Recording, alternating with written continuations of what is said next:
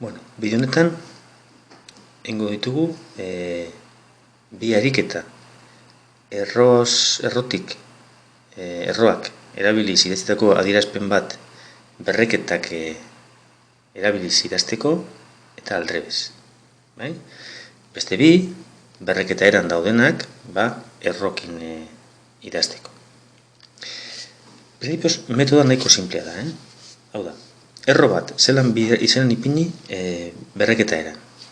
Bere barruan dagoen guztia, kasu honetan bat kenekiz, parentesiaz ipini, eta orain, erro karratu da ber bat biren. Hola nik geratzen da. Vale?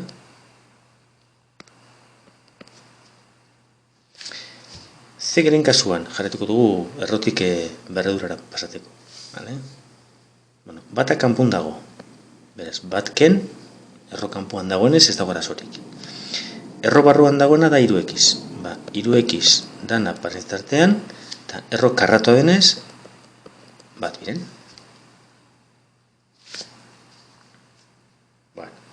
Beste biak berreduraren dauz, eta orain erroketa eran edo, erroak erabiliz idatzi behar ditu. Kontutan izan behar dugu.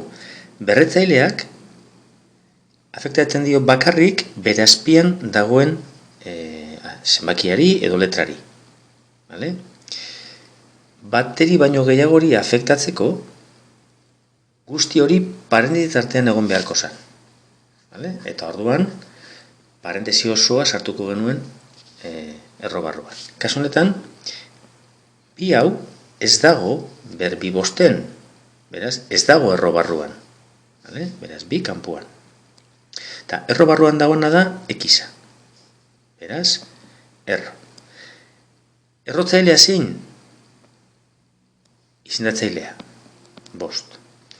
Eta goian zenbakitzaile nagartzen den zenbakia da barruko ekizaren berretzailea.